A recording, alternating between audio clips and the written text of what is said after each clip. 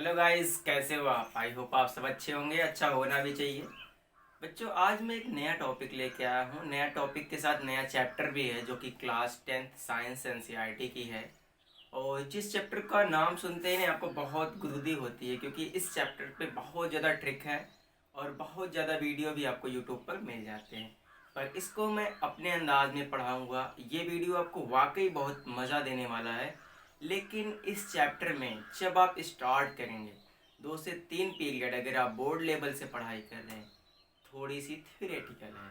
मतलब थियोरेटिकल चीज़ों को आपको ध्यान रखना होगा। बाकी जितनी कंसेप्चुअल चीज़ें हैं उस पर इतनी ज़्यादा ट्रिक्स हैं, इतने ज़्यादा कंसेप्ट हैं कि आपको बहुत आसानी से समझ में आ जाएगा। पर मैं आपको डरा बिल्कुल नहीं रहा हूँ। मैं ये कह रहा हूँ, आप वीडियो को एक एक करके देखा करिए, आपको पूरे के पूरे कंसेप्ट, पूरे डाउट आपके क्लियर हो जाएंगे। ठीक है। तो आज का जो हमारा चैप्टर है, ये है chapter number 5, periodic classification of element. अब ये पीरियोडिक क्लासिफिकेशन ऑफ एलिमेंट क्या होता है? एक्चुअली हम सभी जानते हैं कि जब हम लोगों ने क्लास 9th में पढ़ा था, तो हम लोगों ने पढ़ा था क्लासिफिकेशन ऑफ वर्ड एवरीथिंग्स, जिसमें आपका आया था मैटर। मैटर को फिर से आपने किया था मैटर और एनर्जी के फॉर्म में, दो फॉर्म में आया था। फिर मैटर क्लासीफाई आपने किया था प्योर इम्प्योर सब्सटेंसेस में। तो वहाँ पे आपको एक चीज़ मिला था प्योर में, एलिमेंट एंड कंपाउंड। तो आपने फिर एलिमेंट में अगर आप पढ़ा होगा आपने डाल्टन जी की एटॉमिक थियरी, तो वो कहते हैं कि जो हमारे एलिमेंट्स होते हैं या वर्ल्ड की सभी चीज़ें होती हैं ना, किससे बनी होती हैं? एटम से बनी होती हैं। एटम क्या होता है? दुनिया का सबसे छोटा पार्टिकल होता है, जो कि कभी डिवाइड नहीं होता। ये मैं नहीं कह रहा हूँ। मैं कहता हूँ सर अब तो होता है, मैं भी वही कह रहा हूँ कि मैं ये नहीं कह रहा हूँ, ये डाल्टन जी का कहना था। Atom can not be divide, further divide आप कह सकते। चलो, तो उस स्थिति में साइंटिस्टों ने देखा कि हमारे जो एलिमेंट्स हैं, उन सभी एलिमेंट्स की जो अलग अलग स्पेशल फिजिकल प्रॉपर्टी है, स्पेशल केमिकल प्रॉपर्टी है, तो उनको उन्होंने सोचा कि क्यों ना हम एक क्रम में व्यवस्थित कर दें। उन एलिमेंट्स को किस में व्यवस्थित कर दें? एक सीक्वेंस में। जैसे आप स्कूल में जाते हैं, सुबह सुबह आपकी मॉर्निंग असेंबली होती है, तो आपकी एक रो बनती है। तो रो में एक प्रॉपर्टी ली जाती है, आपको पता है कौन सी? आधे तो समझ गए होंगे। क्या? अकॉर्डिंग टू योर हाइट, जो सबसे छोटा बच्चा सबसे आगे। तो कुछ यहाँ पे साइंटिस्ट आए, कुछ क्या ढेर सारे साइंटिस्ट आए। सब लोगों ने अपना अपना विचार दिया, सब लोगों ने कुछ ना कुछ अरेंजमेंट के लिए ट्रिक दिया, कॉन्सेप्ट दिया। बट अधिकतर लोग इसमें फेल हो गए, अधिकतर लोग इसमें फेल हो गए। लास्ट में एक दद्दा जी आए जिनका नाम था मेंडलीफ। ठीक है। और उन दद्दा के भी दद्दा, सुपर दद्दा आए जिनका नाम था मोजले। उन लोगों के जो पीरियोडिक टेबल थे वो थोड़े हद तक डोमिनेंट थे। मोजले वाली तो आज भी चल रही है, जिसे हम कहते हैं न्यू पीरियोडिक टेबल। तो अभी वहाँ नहीं जाते, पहले हम इंट्रोडक्शन पे आते हैं। इस चैप्टर का इंट्रोडक्शन हमने बता दिया कि वर्ल्ड की जो सभी चीज़ें हैं, इवन एलिमेंट हो, मैटर हो, मिक्सचर हो, कंपाउंड हो, सबके सब क्या होंगे? एटम से मिलके बने होंगे। ठीक है। सबके सब किससे बने होंगे? एटम से मिलके बने होंगे। और स्पेशल प्रॉपर्टी क्या है एलिमेंट की? हमने आपको पहले भी बताया होगा, अगर कोई एलिमेंट है तो किसी सेम टाइप के एटम से, मतलब आइडेंटिकल एटम से मिलके बना होगा। जो जिस एटम से मिलके बना होगा, जैसे ये मार्कर सपोज कर लीजिए एलिमेंट है, ये एलिमेंट तो है नहीं। अगर ये मार्कर कोई एलिमेंट, सोडियम एलिमेंट मान लीजिए, ठीक है। तो अगर सोडियम एलिमेंट में 10 प्रोटॉन है या 10 एटम है, तो 10 के 10 एटम आपस में क्या होंगे? आइडेंटिकल होंगे। और उनकी जो प्रॉपर्टीज होंगी ना, केमिकल फिजिकल, वो सब की सब क्या होंगी? आइडेंटिकल होंगी। लेकिन अगर सोडियम का एटम है, मैग्नीशियम के एटम से कंपेरिजन करेंगे, तब ये आइडेंटिकल नहीं होंगे। ये सारी चीज़ें हमें किसने बताया था? डाल्टन जी ने। पर हम यहाँ डाल्टन के एटॉमिक मॉडल के बारे में बात नहीं कर रहे हैं, सिर्फ उसे थोड़ा सा याद कर रहे हैं। ठीक है। आ जाते हैं, देखिए ये चीज जो है, इस पे क्वेश्चन आ गया है। In present time 118 element discover. इस समय लगभग 118 एलिमेंट की खोज हो चुकी है, जिसमें 94 एलिमेंट जो है नेचुरली पाए जाते हैं। तो बाकी कहाँ से आते हैं? सोचो। एक्चुअली आपने जब मेटल नॉन मेटल पढ़ा था, तो मैंने एक चीज आपको बताया था, एलॉय, याद होगा। और एक चीज बताई थी एलॉय के साथ साथ, याद हो तो बताइए। जैसे कि एक एलॉय बताया था और बताया था, याद आ रहा है? तो हम बात करने वाले एलॉय की। तो अधिकतर जो मेटल्स होते हैं जो नेचुरली पाए जाते हैं ठीक है, कुछ तो हम यहाँ पर ही बना लेते हैं। जैसे आयरन आपने नाम सुना होगा, इसको तो हम यहीं बना सकते हैं ना। तो ऐसे ढेर सारी मेटल्स हैं जिनको हम खुद से बना सकते। अच्छा, गोल्ड नेचुरली होगा कि मैन मेड होगा? सोचो सोचो, मैन मेड होगा ना? नहीं नहीं नहीं, गोल्ड नेचुरली पाया जाता है, लेकिन मैन के द्वारा उसको एक अच्छा सा शेप दिया जाता है जिससे कि आप ऑर्नामेंट्स बनाकर पहनते हैं। चलिए मेन टॉपिक पे आते हैं, क्लासिफिकेशन ऑफ एलिमेंट। एक्चुअली हम आपको बता दें कि जो ढेर सारे एलिमेंट्स होते हैं उनमें अलग अलग प्रॉपर्टीज होती हैं। अब उनमें अलग अलग प्रॉपर्टीज हैं तो क्या सबको एक साथ रख सकते हैं? नहीं।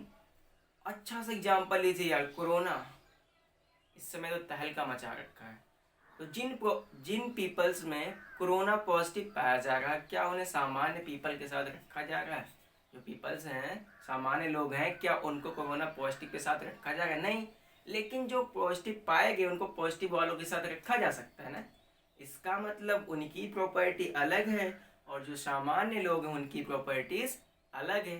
तो इसमें एक क्लासिफिकेशन किया गया, मतलब कि उन्हें कैटेगराइज किया गया। क्लासिफिकेशन का मतलब क्या होता है? उनके किसी एक फीचर या स्पेशल फीचर या किसी प्रॉपर्टी के बिहाफ पे उनको अलग कर देना। आपके घर में भी 2-3 ग्रुप होगा, दादा दादी का ग्रुप, मम्मी पापा का ग्रुप, भाई बहन का ग्रुप, ठीक है। फिर भाई बहन में भी बहन बहन का ग्रुप, भाई भाई का ग्रुप। तो ये उनके जेंडर पे डिसाइड था। भाई बहन का ग्रुप किस पे था? जेंडर पे था। और बोले बच्चों का ग्रुप तो क्या होगा? ये हमारे एज के हिसाब से होगा ना। सॉरी, ये हमारा एज के हिसाब से होगा। चलिए आगे बात कर लेते हैं। तो हमने एलिमेंट का क्लासिफिकेशन क्यों किया होगा? क्योंकि डिफरेंट डिफरेंट एलिमेंट्स के पास क्या होगी? डिफरेंट डिफरेंट प्रॉपर्टी होगी। अगर उनके पास डिफरेंट डिफरेंट प्रॉपर्टीज़ है तो हम उन्हें अगर एक साथ रख देंगे तो हमें स्टडी करने में, सर्च करने में, कुछ बनाने बिगाड़ने में दिक्कत होगी। क्यों? एक छोटा सा एग्जाम्पल लेते हैं। जैसे आपके घर में 3 लोग हों, पहला बच्चा प्ले ग्रुप में पढ़ रहा हो, दूसरा बच्चा 5th में पढ़ रहा हो, तीसरा बच्चा BSc कर रहा हो। तो क्या सारे बच्चे अपनी कॉपी किताब एक में मिक्स करके रखेंगे जितनी बुक्स है? सोचो अगर रख दे तो क्या होगा? तो ढूंढने में बड़ी समस्या होगी। तो कभी कभी छोटा वाला BSc वाली कॉपी लेके चला जाएगा प्ले ग्रुप वाला, और कभी कभी 5th वाला क्या करेगा? अपनी कॉपी रख के छोटे वाले के लेके चले जाएगा। किसी का भी हो सकता है, चांसेस बहुत ज़्यादा होते हैं चेंज होने के। तो इस हिसाब से साइंटिस्टों ने कहा इनकी एक प्रॉपर्टी होगी एलिमेंट में, जिस प्रॉपर्टी के बारे में लोग अध्ययन करेंगे पर्टिकुलर एलिमेंट के लिए, फिर वहाँ से उसको क्या करेंगे हम लोग? क्लासीफाई करेंगे। तो क्लासिफिकेशन ऑफ एलिमेंट किस पे बिहाफ था? तो हम कह सकते हैं डिफरेंट एलिमेंट हैव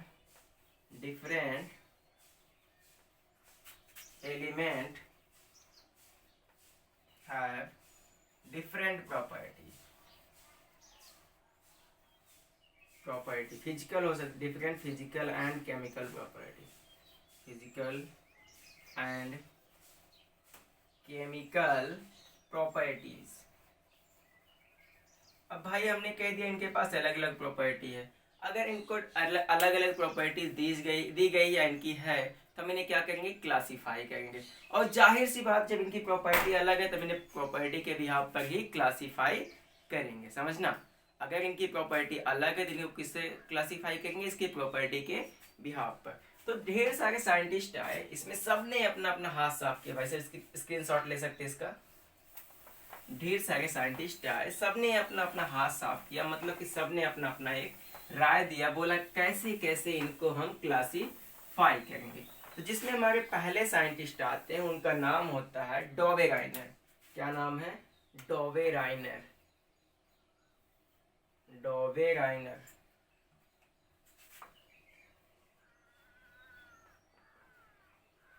डॉवेराइनर, ठीक है भाई साहब। ये आए थे 1817 में, 1817 में।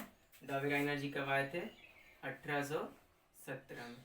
अब ये क्या बताते हैं? डॉवेराइनर जी कहते हैं अगर हम किसी 3 एलिमेंट को किसी सेम ग्रुप से उठा लें, किसी 3 एलिमेंट्स को किसी सेम ग्रुप से उठा लें तो हमें ये मिलता है कि जो तीनों एलिमेंट हैं उसमें फर्स्ट और लास्ट वाले एलिमेंट का जो एवरेज एटॉमिक मास आएगा दोनों एलिमेंट का, वो हमारे मिडिल वाले एलिमेंट के एटॉमिक मास के रफली इक्वल होगा। एग्जैक्ट इक्वल नहीं बोला, तो ध्यान दीजिएगा मैं जो कह रहा हूँ, रफली इक्वल। तो और उन्होंने ये बताया इस प्रॉपर्टी के बिहाफ पर हम एलिमेंट को उनके मास के इंक्रीजिंग ऑर्डर में अरेंज कर सकते हैं। मतलब समझिएगा क्या कि ऐसे एलिमेंट जिनका मास एटॉमिक मास सबसे कम होगा उनको सबसे पहले रखेंगे, जिनका उससे थोड़ा सा ज़्यादा होगा उसके बाद रखेंगे।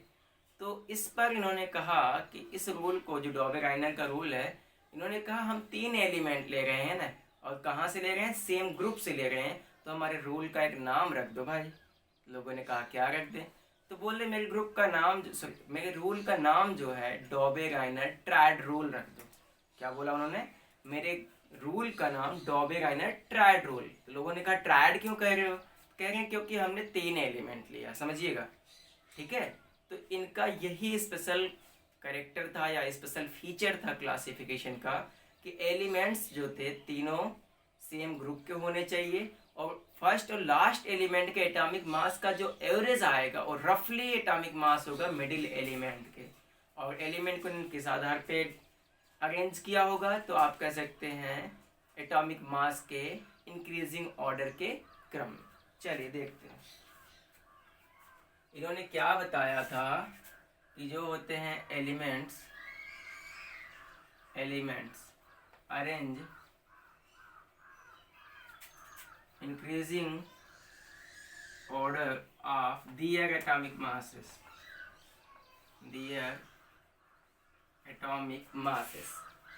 ठीक है। मतलब कि जो उनके एटॉमिक मास उनके इंक्रीजिंग ऑर्डर में, और इनका जो रूल था उसका क्या नाम था, ट्रायड रूल, ठीक है, जिसे हम हिंदी में कहते हैं त्रियक नियम। क्या था, ट्रायड रूल।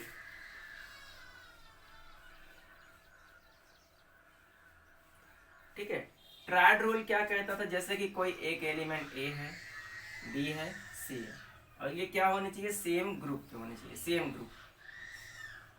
ग्रुप। इसका एटॉमिक मास x था, इसका एटॉमिक मास आपका z था, और इसका मान लीजिए y है, ठीक है। तो इन्होंने कहा कि जो इसका एटॉमिक मास है, इसका दोनों का, फर्स्ट वाला ये क्या होगा, फर्स्ट एलिमेंट, ये होगा सेकंड एलिमेंट, ये होगा थर्ड एलिमेंट। कह रहे फर्स्ट और सेकंड वाले का जो एटॉमिक मास होगा उसका एवरेज जो आएगा वो क्या आएगा, रफली लगभग क्या आएगा, मिडिल वाले के एटॉमिक मास के इक्वल आएगा। चलिए एक छोटा सा एग्जांपल लेते हैं, थोड़ा सा एटॉमिक मास का आपको आइडिया तो होगा ही क्लास 9th के अकॉर्डिंग। हम लेते हैं फर्स्ट ग्रुप का एलिमेंट, जिसमें हम लेते हैं लिथियम, इसका एटॉमिक नंबर होता है 3, एटॉमिक मास 7, सोडियम होता है atomic number 11, atomic mass 23, potassium होता है एटॉमिक नंबर 19, एंड इसका आ जाएगा लगभग 39 भी होता है। तो आपको जो लगे लाइए हम लोग 39 करते हैं, वो आइसोटॉप्स का होता है। चलिए ये हमारे किसी एक ग्रुप के एलिमेंट्स थे, क्या थे, किसी एक ग्रुप के एलिमेंट्स थे। अब इसमें ट्रायड रूल लगाते हैं, डॉबे-राइनर जी का ट्रायड रूल लगाते हैं। चलिए डॉबे-राइनर जी क्या कहते हैं, जो पहला एलिमेंट, ये क्या था, पहला, ये क्या था, दूसरा, ये रहा होगा तीसरा। डॉबे-राइनर के हिसाब से इनके जो एटॉमिक मास का एवरेज होगा इसके बराबर या रफली इक्वल आएगा। तो कितना है भाई साहब, 7 + 39 अपॉन 2 क्या आएगा, 23 आएगा ना भाई साहब। अब ये चेक करिए, इसका ऑलरेडी 23 होता है। तो ये डॉबे-राइनर जी ने बताया था, क्या बताया, यही तो इनका ट्रायड रूल था कि जब किसी 3 एलिमेंट को एक ही सीरीज से लिया जाता है और फर्स्ट और लास्ट के एटॉमिक मास का एवरेज निकाला जाता है, तो उनका जो एवरेज आता है वो रफली एटॉमिक मास के इक्वल होता है मिडिल वाले एलिमेंट्स के।